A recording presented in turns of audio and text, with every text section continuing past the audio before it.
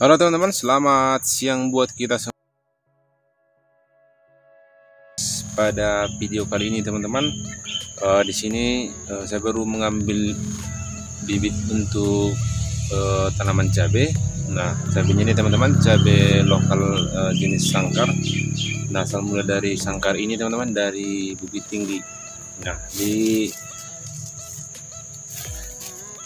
video kali ini teman-teman, di sini sudah saya ambil sekitar 10-11 kilo untuk saya jadikan bibit ataupun nanti akan saya tanami.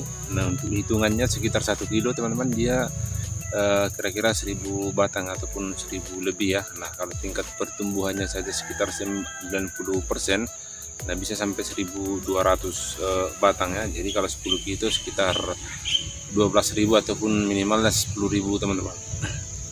Tapi memang untuk 10.000 tersebut mungkin tidak ditanam semua, paling sekitar 8.000-an, tapi ada baiknya kita lebihkan untuk sebagai cadangan nanti, mana tahu ada yang rusak ataupun tidak tumbuh ya. Jadi lebih baik kita ambil lebih banyak sedikit daripada nanti pada saat penanaman mengalami ataupun kekurangan bibit, karena bibit sendiri teman-teman, jadi bisa kita ambil sebanyak-banyaknya.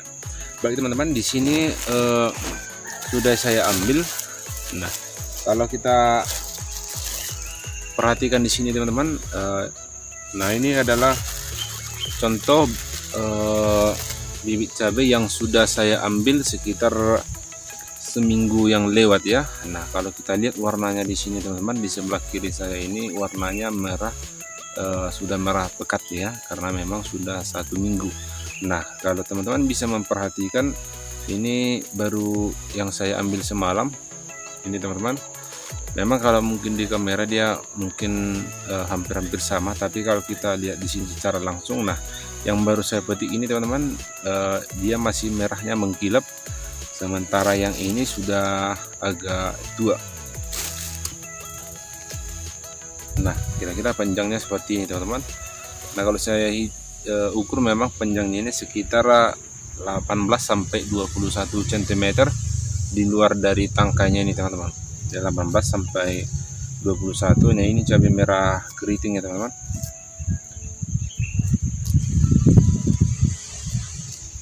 Seperti ini, dan rata-rata memang seperti itu ya teman-teman ya, hampir-hampir sekitar 20 cm rata-rata.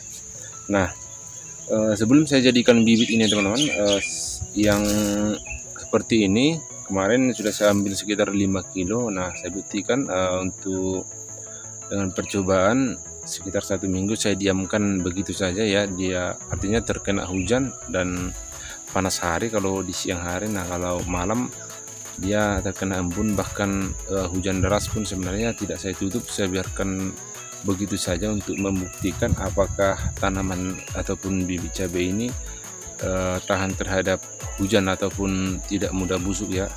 Karena memang sekitar 1 minggu saya biarkan, di antara 5 kilo teman-teman paling 5-10 biji yang agak rusak ya, selebihnya masih tetap utuh. Artinya memang tanaman cabai ini ataupun bibit cabai ini tidak mengandung ataupun tidak terlalu banyak air. Kenapa teman-teman? Karena kalau terlalu banyak air, dia dalam beberapa hari saja, 2-3 hari mungkin itu sudah banyak yang busuk ataupun antarknosa. Jadi ini masih sangat utuh dan masih sangat bagus. Artinya bibit ini ataupun cabai ini layak kita jadikan bibit untuk kita kembangkan. Nah, di sini teman-teman sudah saya ambil 10 kilo untuk saya kembangkan nanti. Itu yang pertama teman-teman. Nah, yang kedua, caranya di sini teman-teman, sudah sebenarnya sih sudah saya sisihkan teman-teman antara pucuk dan pangkalnya. Di sini teman-teman salah satu contoh. Nah, inilah tanaman ataupun benih cabai yang akan kita jadikan bibit. Nah, kalau saya sendiri teman-teman, ini bagian pucuknya ini saya potong sekitar 1,5 sampai 2 cm teman-teman. Demikian juga dengan bagian ujung ataupun pangkalnya seperti ini, di bawah tangkainya ini saya potong juga teman-teman.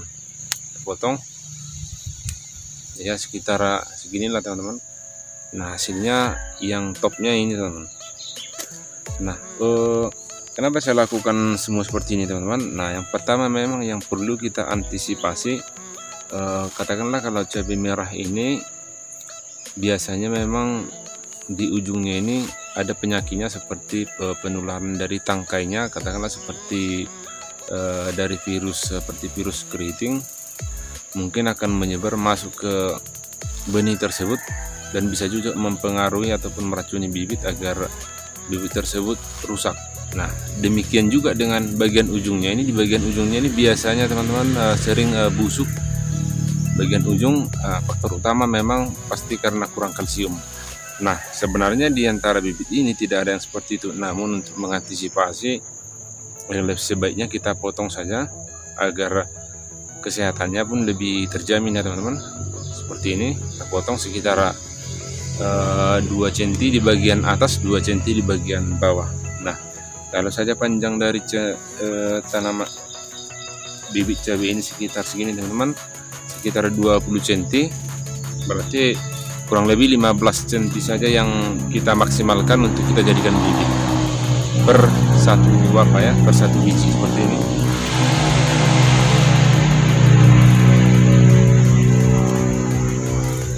Nah, demikian teman-teman sampai selesai.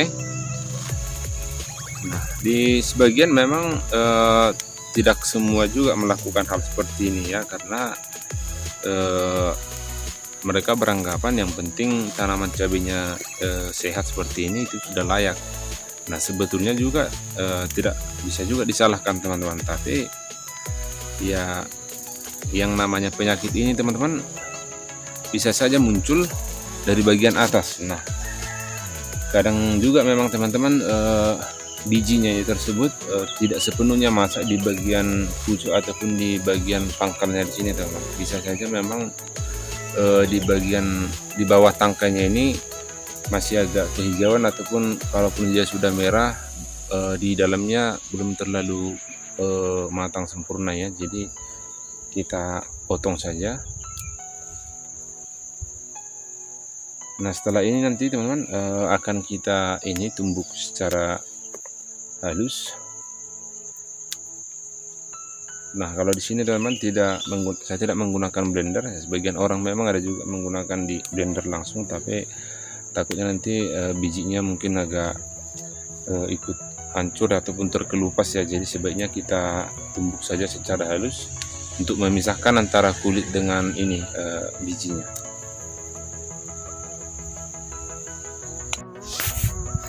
Oke teman-teman, ini dia benih yang sudah kita potong bagian tangkainya sama bagian pucuknya. Nah, hasilnya seperti ini teman-teman, seperti ini ya. Kita sudah potong di bagian atas sama bagian bawah. Nah, setelah ini nanti teman-teman kita akan tumbuk secara halus, kemudian kita jemur sebelum kita semai ya. Tapi untuk penyemaiannya teman-teman belum langsung secara cepat, karena untuk program sekarang teman-teman kita masih dalam program penanaman kentang. Nah, seperti yang kita lihat di sini teman-teman, di sini yang sudah kita potong bagian pucuk sama ini sama tangkainya. Nah, hasilnya seperti inilah teman-teman. Inilah nanti yang benih sebenarnya yang bisa kita jadikan bibit. Tapi diantara bibit tersebut inilah yang masih kita eliminasi ataupun kita buang. Jadi bagian bawah tangkainya sama pucuknya kita buang saja teman-teman. Kita mengambil di bagian tengahnya seperti ini. Oke teman-teman, langsung saja kita tumbuk.